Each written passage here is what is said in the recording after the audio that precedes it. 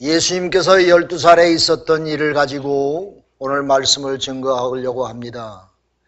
예수님의 어머니가 마리아가 예수를 잃고 근심 걱정했던 일이지요. 오늘 본문의 말씀이 우리가 살면서 이 근심이라고 하는 것, 걱정이라고 하는 것 없는 사람이 없지요. 그래서 어느 그 유명한 심리학자가 통계를 한번 내봤어요. 현대인들이 하는 근심과 걱정은 40%가 실제로 일어나지 않는 공연한 근심 걱정들을 하고 산다고 합니다. 40%. 30%가 과거에 있었던 일에 대해서 생각하며 근심 걱정하고 산다고 합니다. 또 10%가 병에 대해서 근심 걱정하며 살고 있는데 실제로 그것들은 거의 일어나지가 않는다고 합니다. 오직 8%가 진짜 걱정거리들인데 그들은 그러나 그 중에도 정말로 걱정거리가 되는 것은 거의 없다고 합니다. 여러분, 우리 건강에도 참 해롭지요. 근심 걱정에 빠지면 잠도 못 자고요.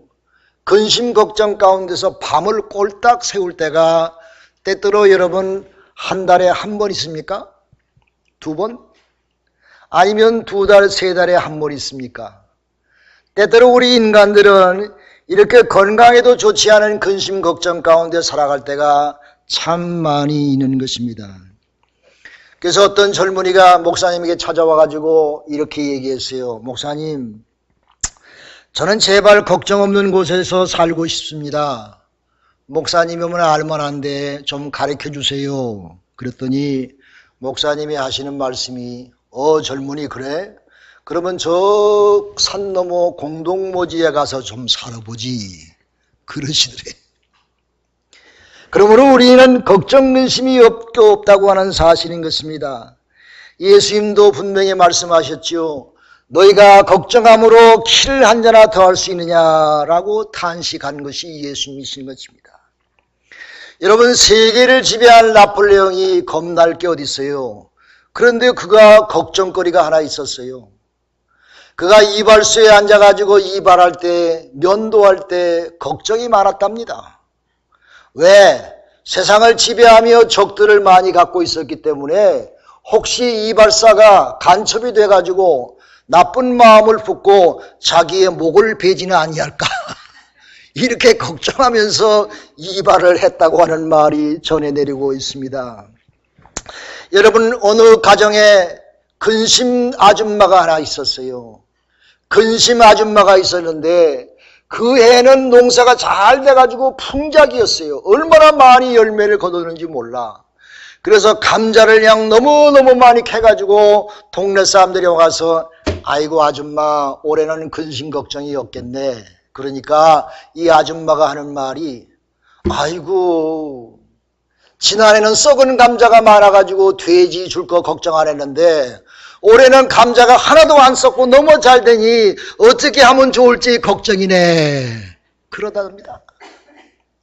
그러므로 근심 걱정하는 사람은 상황에 의해서 근심 걱정하는 것이 아니라 그 사람의 태생이, 그 사람의 습성이, 그 사람의 삶의 스타일이 하나님께 감사하지 아니하고 근심 걱정하는데 이미 젖어 있기 때문에 그러지 않았나 우리가 한번 생각해 볼 수가 있는 것입니다.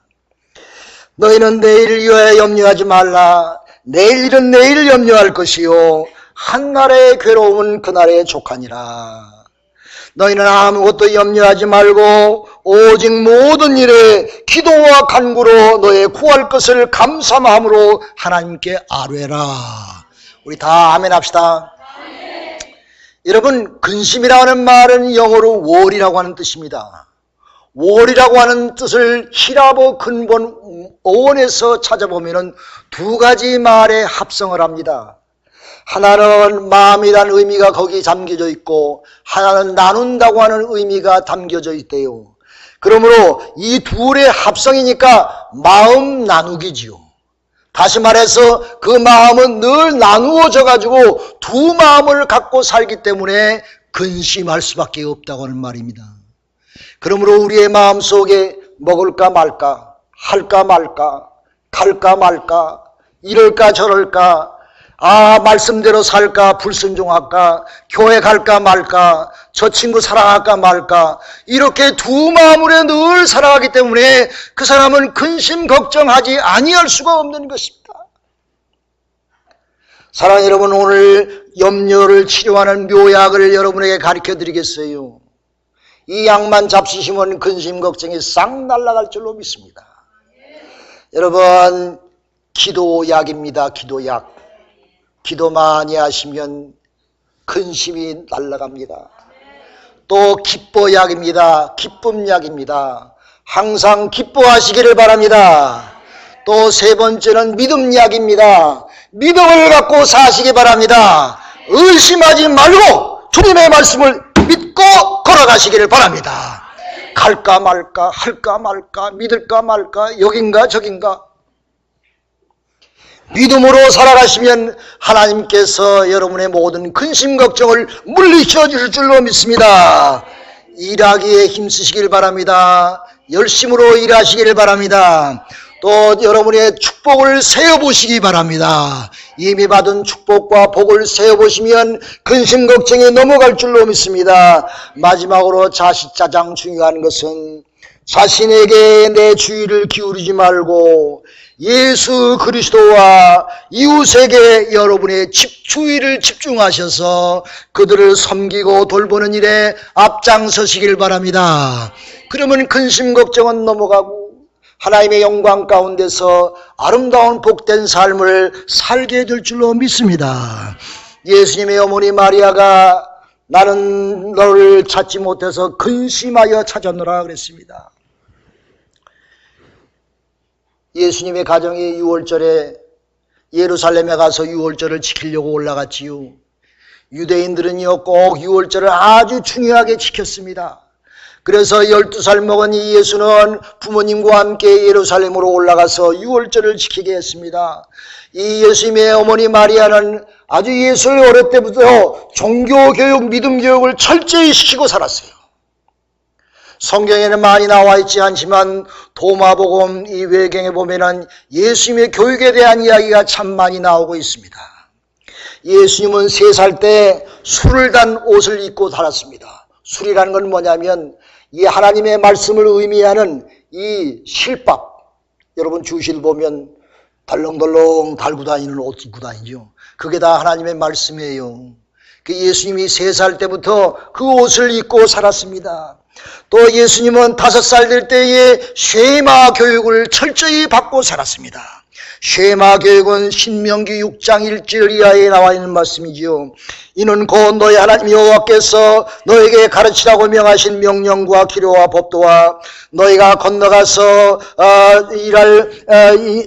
가나안 땅에서 차지할 땅에서 할 일이니 곧 너와 내 아들과 내 손자와 평생에 내 하나님 여호와를 경외하며 내가 내게 명한 그 모든 기료와 명령을 지키게 하기 위한 것이며 또 내 나를 장구하게 하기 위한 것이라. 이스라엘아 듣고 삼가 그것을 행하라. 그리하면 내가 복을 받고 내 조상들이 하나님 여호와께서 내게 허락하신 같은 적과 꿀이 흐르는 땅에서 내가 크게 번성하리라. 너는 마음을 다하고 뜻을 다하고 힘을 다하여 주 너의 하나님 여호와를 사랑하라. 할렐루야. 이 말씀을 예수에게 가르쳤습니다. 또 10살 될 때는 미시나라고 하는 탈무드를 배우면서 하나님의 말씀 가운데 사는 것을 배웠어요. 또 13살 될 때는 언약의 아들이 되기 위해서 하나님의 율법을 지키고 자기의 모든 행위에 대한 책임을 질 수 있는 성숙한 아이가 되게 하기 위해서 이 부모는 예수를 철저하게 신앙교육시키면서 말씀으로 양육했던 것입니다. 여러분, 예수님께서 12살에 예루살렘에 가신 것은 완전한 믿음의 성숙한 인물로 비록 소년이지만은 자기 모든 생활에 책임을 질 수 있는 자긍심을 가진 그런 믿음의 아들로 예루살렘을 방문했던 것입니다. 마리아와 요셉은 유월절을 지키고 고향으로 돌아가고 있는데 하루길을 가고 났는데 예수님이 사라졌어. 어디 있는지 찾을 수가 없는 거예요. 그래가지고 예수님을 물어가지고 이제 성전에 가서 예수를 발견하게 됐죠. 여러분, 그때의 상황을 성경에서는 자세히 기록하지 않고 있지만은 외경의 도마복음에 보면은 그때의 상황을 이렇게 기록하고 있습니다. 그때 예수께서 율법과 선지자들의 난제들을 질문하고 답하고 있었고, 예수님이 천문학과 의학과 물리학과 철학 등에 관한 이야기를 나누었다, 이렇게 기록하고 있습니다. 그러므로 아무튼 12살 어린 나이에 예수가 당대의 석학과 율법사들과 이야기를 하면서 성경에 대해서 토론하고 이 이야기를 하는 것은 정말로 놀라운 사건인 것입니다. 그래서 오늘 본문에 보면 47절에 그렇게 말씀하죠. 분명히가 다 예수 그리스도의 지혜와 대답을 기이 여기더라 그랬습니다. 근데 여기 기이 여기다는 말은 보통의 단어가 아닌 것입니다. 기이 여긴다는 말은 거의 기절할 정도로 놀랐다고 하는 그런 뜻인 것입니다. 어찌 이야기 어린 소년 예수의 입에서 그렇게 기묘한 말씀들이 나오며 그렇게 기묘한 성경의 해석들을 풀어주며 이렇게 기묘한 세계 모든 경제와 문화와 사회와 모든 우주의 신비함을 가리키는 그런 모습 속에서 그들은 정말로 놀라지 아니할 수가 없다고 하는 말씀인 것입니다. 예수님은 아마도 그때부터 스스로 생각하기를 나는 길이요 진리요 생명이니 나로 말미암지 않고는 아버지께 올 자가 없다고 하는 그런 말씀 가운데서 예수는 당당함을 가지고 하나님의 아들로서 또 인간 마리아의 아들로서 메시아로서 구원자로서 이 세상에 꼭 온 하나님의 아들로서의 당당함을 가지고 12살 소년이지만은 예루살렘 성전에서 그들과 함께 대화를 나누었을 줄로 믿습니다. 마리아가 그랬지요. 아이야, 어찌하여 우리에게 이렇게 하였느냐? 보라, 내 아버지와 내가 근심하여 너를 찾았느냐? 예수께서 뭐라고 말씀하셨어요? 어찌하여 어머니 나를 찾습니까? 내가 아버지 집에 있어야 될 줄을 어찌 어머니는 모르셨습니까?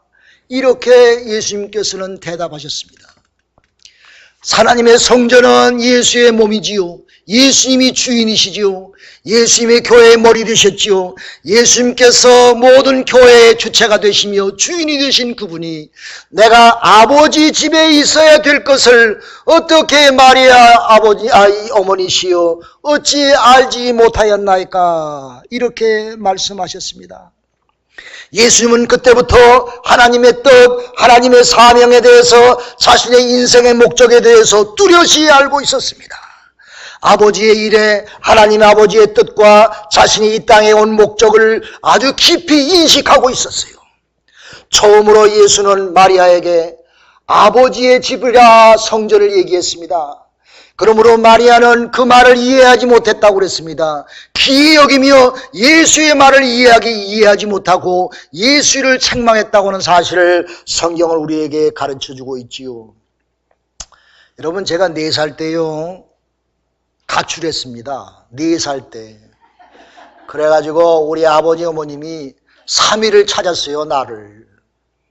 그래가지고 결국은 영등포 경찰서장집에서 저를 찾았다고 합니다. 자세한 이유는 알고 싶으면 저 개인적으로 찾아오시기 바랍니다. 마리아가 예수를 잃어버리고 근심과 걱정에 빠졌다고 그랬어요. 예수를 잃어보니까 근심이 자기에 찾아왔다는 것입니다. 근심과 걱정이 찾아서 사흘 동안이나 얼마나 마음이 애탔겠어요. 우리 아버님이 나를 잃고 사흘 동안 얼마나 애가 탔겠어. 마리아가 너무 애석해가지고 내가 너를 이렇게 근심함에 찾았다라고 얘기할 정도면 마리아와 요셉이 얼마나 정말 예수를 잊어버리고 아주 애타게 예수님을 찾았을 줄로 믿습니다. 여러분, 마리아는 예수님의 마음을 모르고 엉뚱한 곳에서 예수를 찾았어요. 엉뚱한 곳에서 찾으니까 근심과 걱정에 빠져 있었습니다. 예수님이 원하는 것이 무엇인지, 예수님의 마음속에 무엇이 있는지 마리아는 알지를 못했습니다. 사랑하는 여러분, 여러분과 저는 예수의 마음을 알고 사나요? 예수님이 원하시는 것이 무엇인지 알고 믿음 생활합니까? 내가 스스로 질문해야 됩니다. 예수를 잃어서 근심에 빠진 마리아처럼 정말 내가 믿음 생활하면서 예수의 마음을 알고 예수가 원하시는 것이 무엇인지 알고 믿음 생활하는지, 아니면 내가 전혀 관계가 없는 곳에 가서 예수를 찾으며 헛고생하고 그렇게 사는지, 우리는 2016년을 사는 현대인으로서 예수의 마음은 오늘날 어디 있는지 우리는 한번 깊이 생각해야 되는 것입니다. 여러분, 내가 잘 먹고 잘 살고 평안하고 내 아들 딸들 잘 살고 평안하면 다 됩니까? 그것만 위해서 삽니까? 그러면 기도할 제목이 또 없어집니까? 정말 하나님의 마음, 예수님의 마음은 우리를 향하여 어떻게 하고 있습니까? 예수님은 우리를 택하셔서 하나님의 자녀로 삼으셨는데, 우리에게 먼저 믿음을 주셔서 믿음 가운데 살게 하셨는데, 예수님이 여러분과 저를 향하여 무엇을 원하고 계십니까?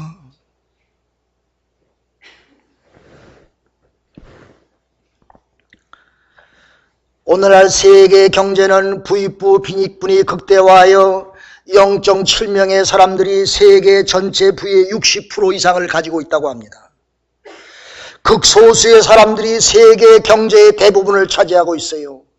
웬만한 나라의 1년 예산보다 더 많은 재산을 가진 사람들이 하나둘 등장하고 있는 것입니다. 오늘날 세계 모든 범죄와 죄악과 부조리는 이렇게 부익부 빈익분으로 인해서 이루어진다고 합니다.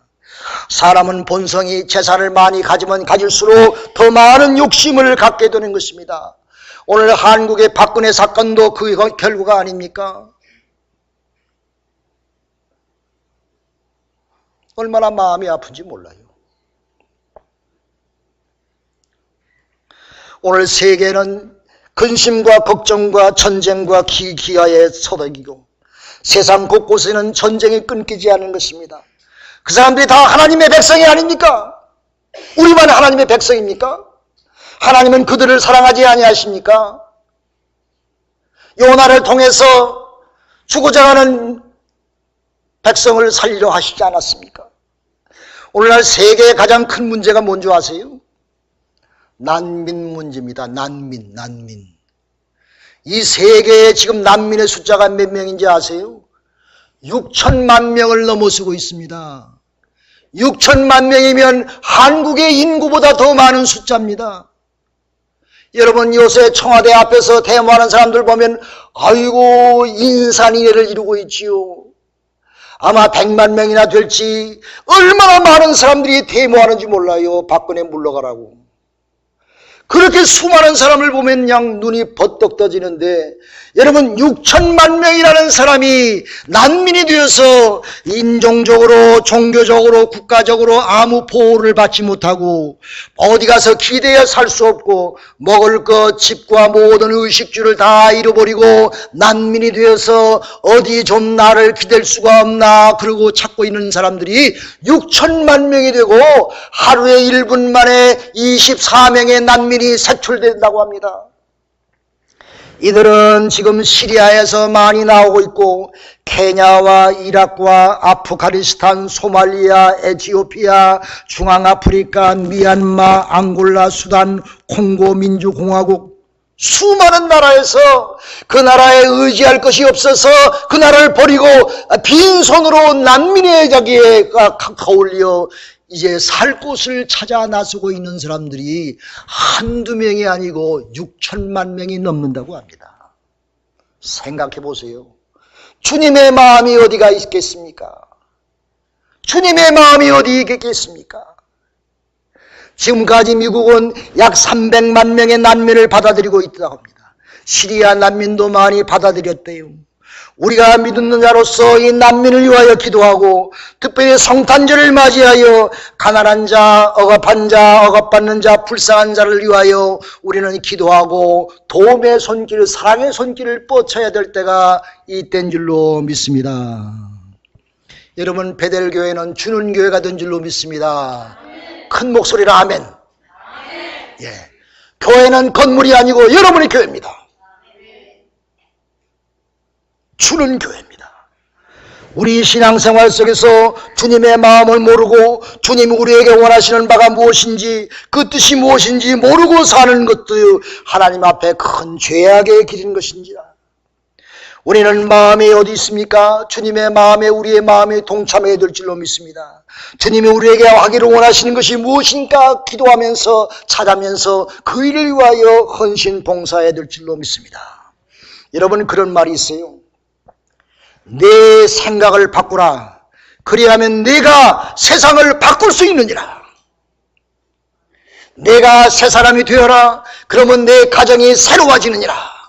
내 이웃이 새로워지느니라. 남이 먼저 아니라 내가 나를 바꾸면 내 바꾼 그 순간 나를 통해서 아름다운 일들이 생출되어질 줄로 믿습니다. 사랑하는 여러분, 괜히 근심 걱정하면서 잘못된 곳에서 예수를 찾지 말고 영의 사람이 되시기를 바랍니다. 성령의 사람이 되시기를 바랍니다. 참 그리스도인이 되시기를 바랍니다. 갈라디아 5장 13절 이하에 보면은 형제들아 너희가 자유를 위하여 부르심을 입은 바 그러나 그 자유로 육체의 길을 삼지 말고 오직 사랑으로 서로 종노릇하라. 할렐루야. 사랑으로 서로 종노릇하라 그랬어요. 육체의 길을, 여러분, 우리가 자유가 있지 않습니까? 하나님 우리에게 자유를 주셨죠. 선택권을 주셨죠. 그 자유를 가지고 내 육체를 동요하지 말고 서로 사랑으로 종노릇하라. 우리 베델교회 성도들의 사랑의 모습인 줄로 믿습니다.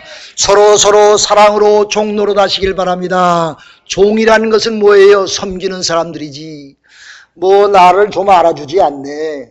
내가 그게 아니에요. 여러분, 살다 보면요, 누가 복음 가지고 살지 않고 내가 복음 가지고 살아. 네가 복음 가지고 살아. 내가 믿음 생활하니까 내가 복음이 생기는 거예요. 내가 복음이 생기는 거예요. 내가 보는 눈이 생기는 겁니다. 내가 보는 교회와 내가 보는 성도와 내가 보는 어떤 인간관이 생겨서 누가 복음에 살지 않고 내가 복음에 살아서 법적인 율법적인 사람이 되어 비판의 눈, 법의 눈, 법으로 율법으로 구원받지 않지요. 믿음으로 구원받지요. 내가 법에 남기면은 나도 법에 눌려서 결국은 죽음의 길을 갈 수밖에 없는 것입니다. 여러분 다 믿음의 자가 되시길 바랍니다. 하나님의 은혜가 없으면 우리가 살 수가 없지요. 저도 이 자리에 설 수가 없지요.